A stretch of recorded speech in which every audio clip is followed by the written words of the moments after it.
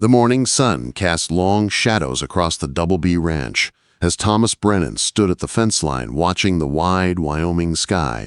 The year was 1887, and the ranch stretched in every direction. It was a kingdom of cattle and horses carved from hard land by his father's iron will. Thomas was thinking about the work ahead when the sound of hoofbeats pulled him from his thoughts. Jake rode toward him with dust trailing behind. "Your father wants you," Jake said as he stopped his horse. "Says it is urgent." Thomas knew that when Marcus Brennan called, you came. He mounted Copper, his chestnut gelding, and headed toward the ranch house that stood like a fortress in the valley. The Double B was more than a ranch. It was an empire. 20,000 cattle, hundreds of horses. Land that took days to cross. Marcus Brennan had built it from nothing when he arrived in Wyoming, with only determination and a sharp mind. Thomas found his father in the study. Ledgers, maps, and trophies of hunts lined the walls. Marcus stood behind his heavy oak desk holding a crisp letter.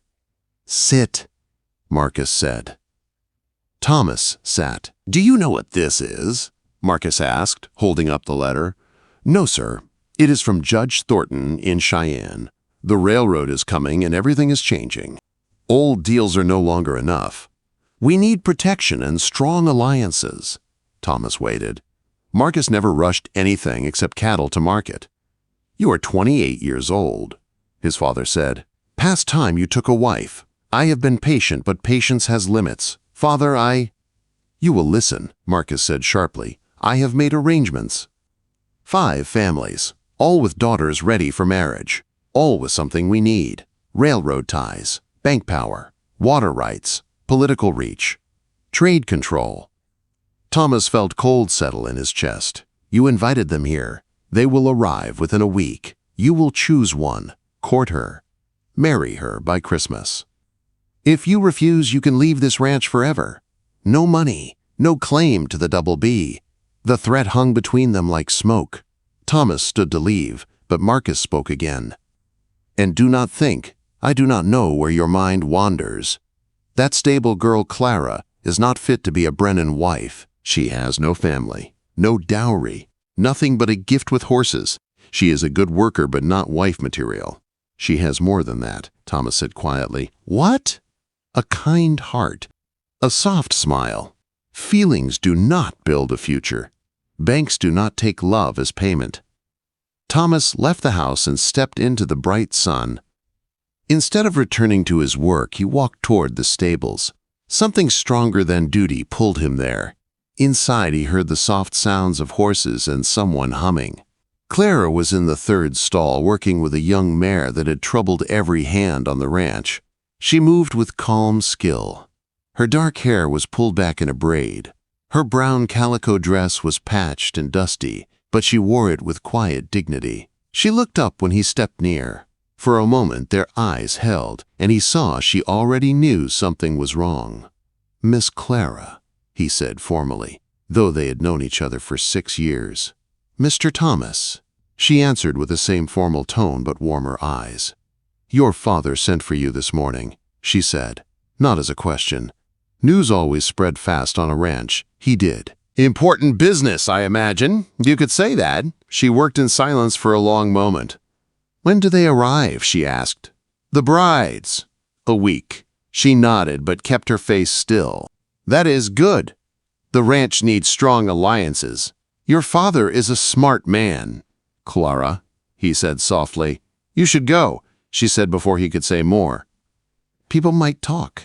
"Let them talk. You can say that because you are the rancher's son. I am the orphan girl who tends the horses. We live in different worlds, we always have. That does not mean—" "Yes, it does," she said firmly as she walked past him. He wanted to stop her, to tell her everything he felt. But she was right. "I have not chosen anyone yet," he said. She paused at the door. The light behind her turned her into a shadow. "You will," she said softly. "You have to. The ranch needs you to." Then she was gone. Thomas stood alone in the stall with only the horses and the heavy weight of his father's command. Outside, the wind stirred dust across the yard.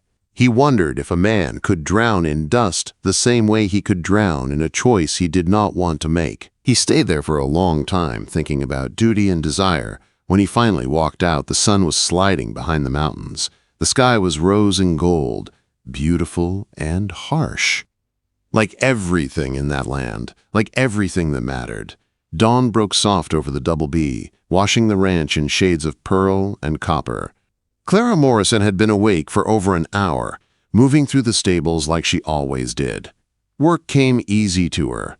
It was the one place she knew she belonged. She fed the horses, checked their legs, brushed their coats, and spoke to each one in a soft voice that seemed to calm even the wildest stock. The horses loved her, trusted her. And in the stables, she could almost forget she was a girl with no name and no past. An orphan who arrived at the ranch 6 years ago, wearing a dress 2 sizes too big and carrying nothing but a letter from a mission school.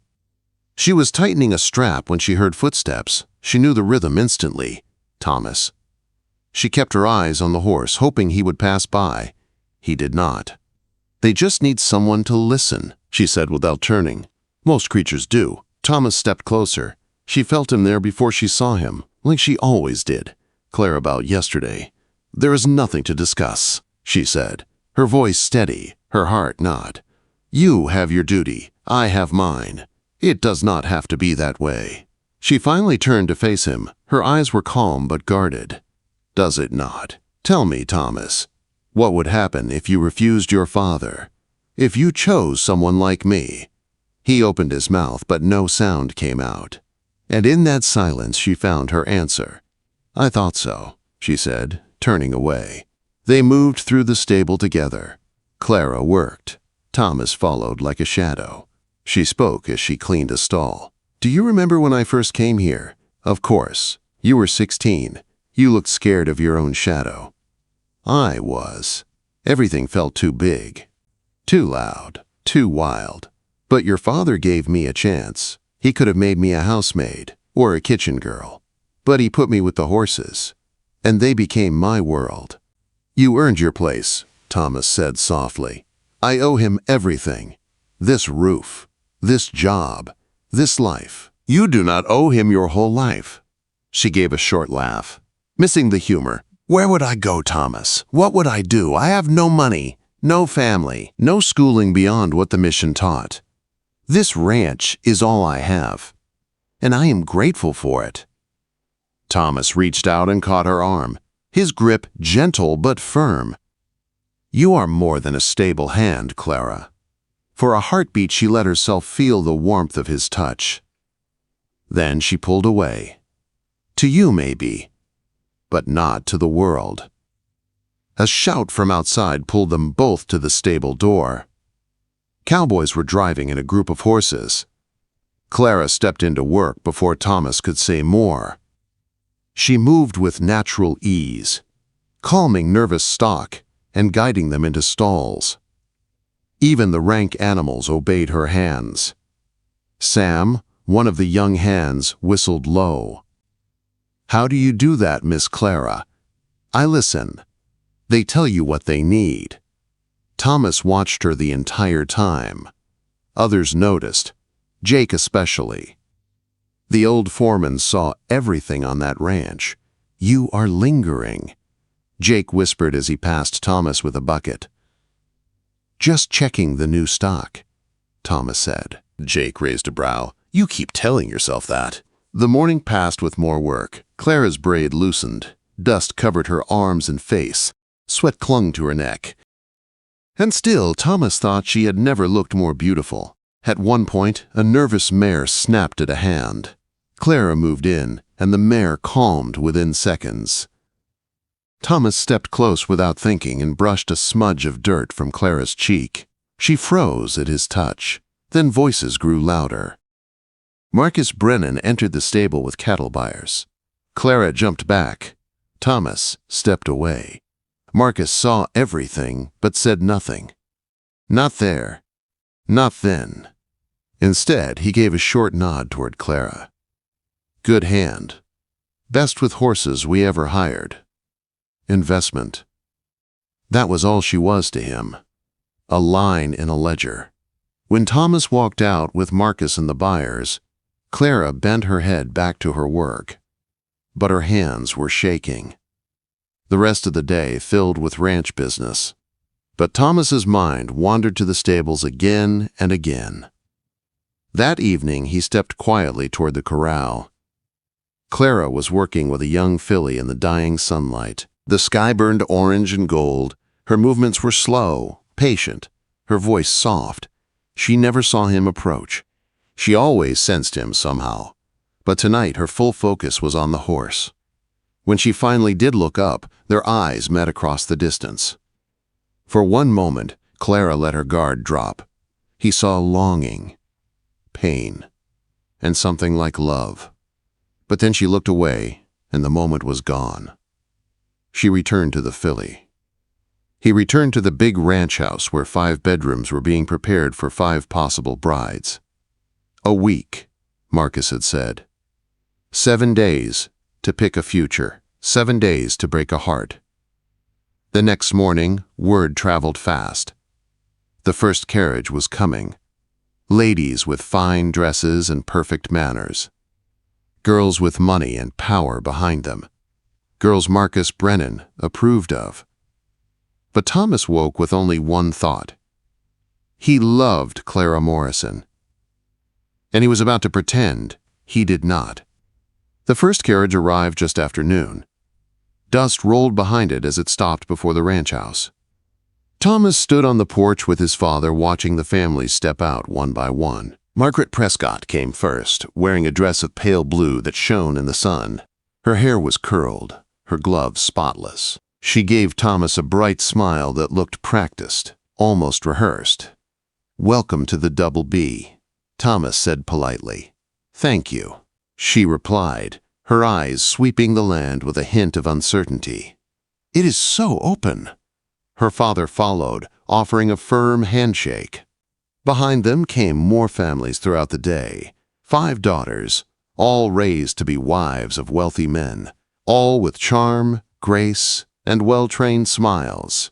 And every hour their presence made the house feel smaller, tighter, harder to breathe in. Inside, the ranch bustled with noise and perfume and soft voices. Clara had been pulled from the stables to help with house duties, carrying linens and dishes. Her patched dress stood out sharply among the fine silk gowns. Some of the visitors barely looked at her. Others stared openly, confused why an orphan girl was allowed inside the ranch house at all. During dinner, Thomas watched the dining room fill with laughter and polite conversation. The chandelier glowed brighter than it ever had. Margaret sat beside him, asking about cattle prices and land holdings. Sarah Whitman on his other side asked about the horse breeding program. Patricia Carmichael spoke about politics. Jennifer Sterling talked about San Francisco society. Elizabeth Harrison talked softly about music. Each girl was perfect in her own way, but none of them made Thomas feel anything. Through the doorway, he caught sight of Clara carrying a stack of towels upstairs. Their eyes met for one heartbeat before she looked away and disappeared. His food tasted like dust. After dinner, the ladies went to the parlor. The men stayed behind with cigars and brandy. Thomas barely heard the talk around him. Everything inside him pulled toward the stables, toward the only place that felt like home. Finally, he stepped outside for air. The night was cool, stars scattered overhead. And down by the corral he saw a figure leaning against the rail. "Clara." She did not turn when he approached. "Should you not be serving coffee to our guests?" he asked. Mrs. Rodriguez said, "I poured it wrong," Clara answered quietly. Said the cups looked safer in someone else's hands. "Clara, they are beautiful," she said, cutting him off. "All of them. Accomplished. Refined. Everything your father wants in a bride. They are strangers. So was your mother when she married your father." She finally turned to face him. Her eyes were shining in the moonlight and filled with something like pain. "Miss Whitman seems kind," Clara said. "She knows horses. She would fit here." Clara stopped. "Or maybe Miss Prescott. She is beautiful, She would give you handsome children. He stepped closer. Clara, please. Patricia Carmichael, then. Her father has political reach. She would help the ranch grow. Her voice broke. She took one step back. You cannot choose me, Thomas. You know that. He reached for her, and in a rush of fear and longing he kissed her. Clara froze. Then her hands came to his chest. She did not push him away. She did not pull him close. She simply stood there trembling. When they parted, her breath caught in her throat. "Why did you do that?" she whispered. "Why now?" "Because I cannot pretend anymore. I cannot stand in that house with those women and act like my heart is not already taken." A burst of laughter spilled from the ranch house. Clara flinched. "Your future is in there, Thomas. Not out here with me. My future is wherever you are." "No." She shook her head. "You have duty. You have legacy. I have nothing. Choosing me would ruin everything you were raised for. You are everything I want." "Then you are a fool," she said gently. "And I cannot let you throw away your life." A moment later, she stepped back toward the stable. "There is a mare colicking in stall 4. Someone needs to walk her." Thomas knew he had been dismissed. The next days passed in a blur of rides, picnics, and forced smiles. Margaret showed interest. Patricia was clever. Jennifer was sweet. Sarah was honest. Elizabeth was polite and quiet. They were all suitable, but none of them were Clara. When the week ended, Marcus called Thomas into the study.